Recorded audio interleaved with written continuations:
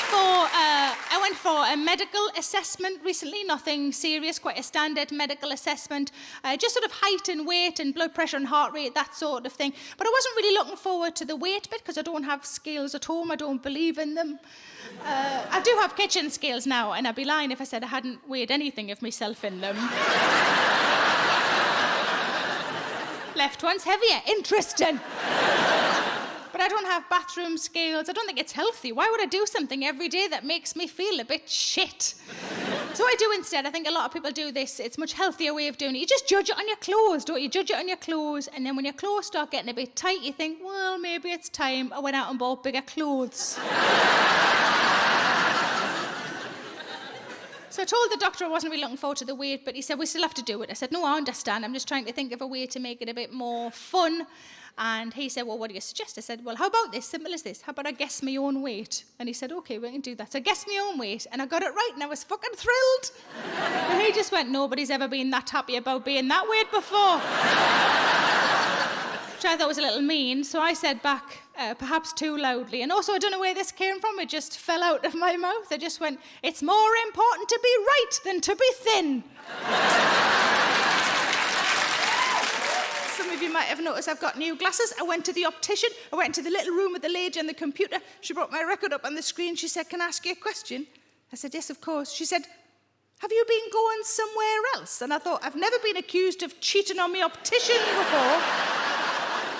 I said, no, why? She said, I haven't had your eyes tested since 2012. It's quite a long time ago, which surprised me. I've been wearing glasses since I was 6 years old. Give me a woo if you also wear glasses.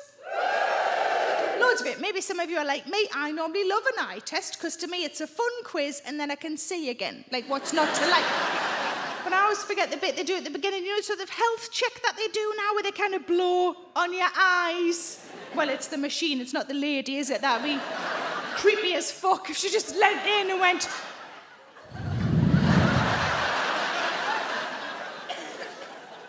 She said, good news, your eyes are in perfect health. I said, good, I'm glad something is, because I'm 47 and things are starting to sort of hang and unravel and dribble a bit.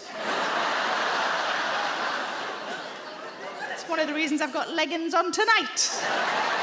Very absorbent. My advice to the front row is just breathe with your mouths tonight. That's my advice. No sniffy, sniffy, all mouthy, mouthy. But then we got onto the actual eyes test itself, and she did the bit, you know, where they say, is it clearer now? And now? And now? And now? I don't think they tell them at optician school that like 90% of their future job is going to be finding fancier ways of saying, and now? And now? And now? And, no! Too far. That one's too far. Then she did the bit with the circles. You remember this bit where they say the circle's darker on the red or on the green or on the green or on the red? Then she said, I want you to read that bottom line. I said, not a problem. I looked at it. It was very small. I said, it might be a bit of guesswork. She said, that's all right. Just try your best. So I studied it and I went, J? And then I looked at her face to see if I was nailing it, because you do that, don't you? She was very professional. I could not tell. I went back to a J. And then I went, B. And she said, can I just stop you there? They're numbers.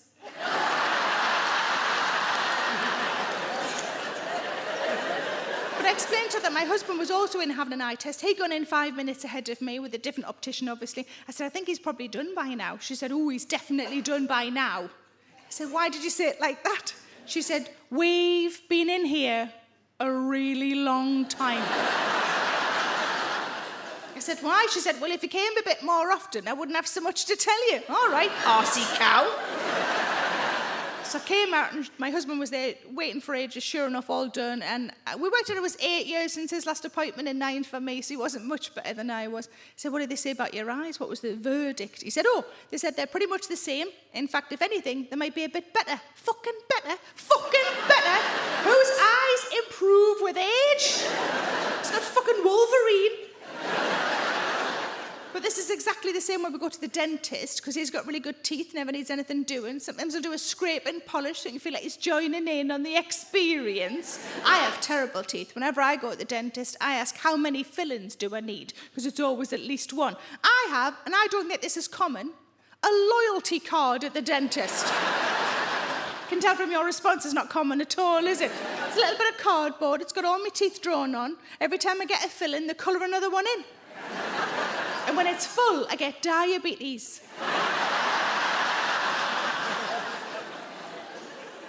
The last time my husband had a scrape and polish, he went to pay afterwards, and the lady said, no, you can have this one free of charge because your wife is such a good customer.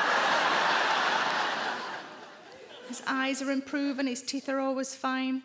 I've got a horrible feeling that we're turning into Richard and Judy.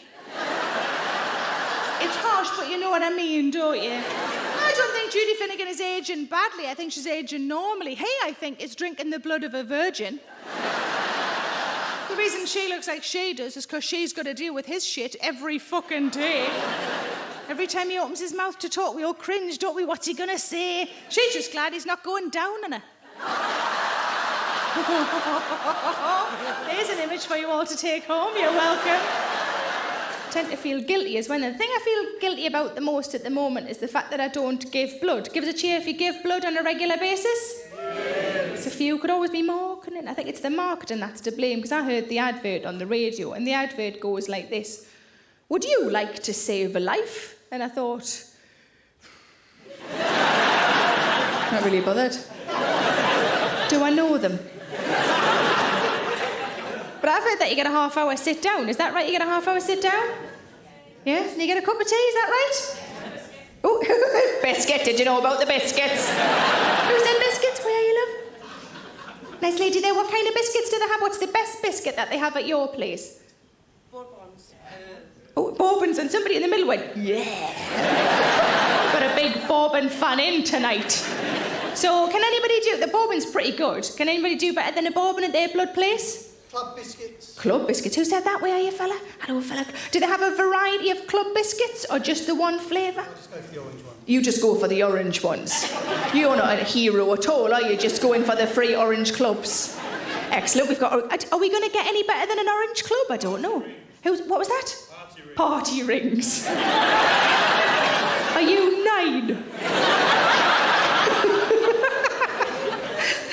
Are they fanned out, like on a plate, all fancy? That's what I'd want. Jelly and ice cream as well. That would...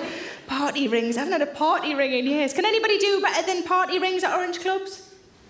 No, that's it. They've got no... I'm sorry. I could compete with the lady with the Bourbon, but I'm fucked against the orange clubs. But you see, this is the sort of thing that we need to know, isn't it? This should be in the advert. The advert shouldn't be, would you like to save a life? The advert should be...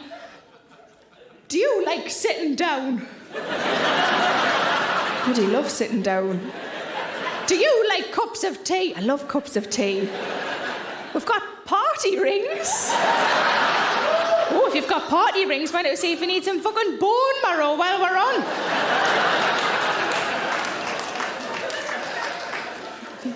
I did a show in Manchester and a lady shouted, at my place, if you pretend you don't feel very well, they give you a sandwich. Prawn mayonnaise.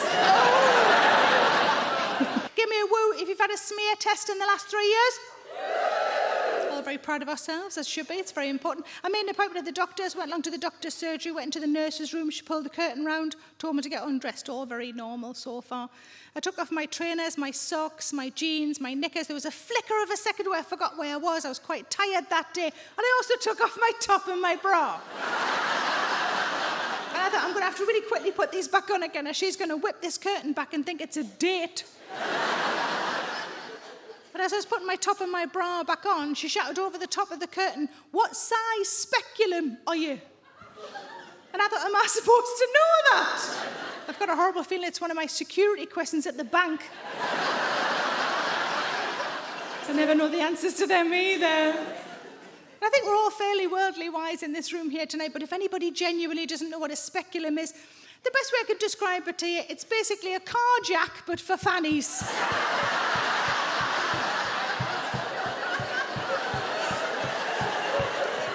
It's very much that bit. It's not the bit where they go in with a spoon. It's not a spoon, is it? She asked me what size spoon I was. I'd be like, I'd like to think a table, but I've got a horrible feeling I'm a ladle.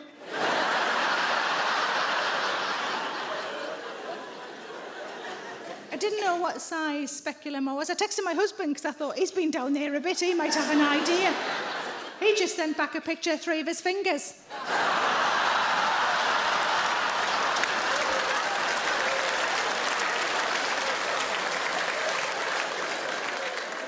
Or 2 if you're a Polish handyman. But after the smear test was over, I went into the reception area. The lady on reception, as soon as she saw me approach, she said, "Well done." And I thought that was lovely. And I said as much. I said, "Thanks so much for saying that." I said, "We all worry about these appointments, but they're over in seconds. They're only really a bit uncomfortable, and they're so important." But I said, "I was worried about it, but I'm glad I've been. Thank you so much for saying that. It means a lot to me." She said, "What do you think I said?" I said, "You said, well done." She said, "I said, all done." Ah, shit! So I picked up my lolly and my sticker and I fucked off. Actually, while I'm on this kind of subject, I've got something to tell you. There's no comedy here. I need to tell you this, though. I went for a mammogram. It was my first one. It was routine. It was all clear. The lady said to me, "Did you find that it hurt very much?" And I said, "No, it was just a bit uncomfortable, really." She said, "People always think that it hurts a lot and it stops them from coming, and it's so important that people come and get checked early." She said, "Could you do me a favour and could you tell your friends?" And I got home that night and I thought, I think I can go one better than that, and I can tell all of the glorious women in my audiences every single night on tour to get your tits checked, please. No joke, just a fact. It's not that bad. Just get it done. Are you an eager beaver or a late bloomer? If you're a late bloomer like me, then my new show is just for you. Late Bloomer is available now to stream and download from my website, sarahmillican.co.uk.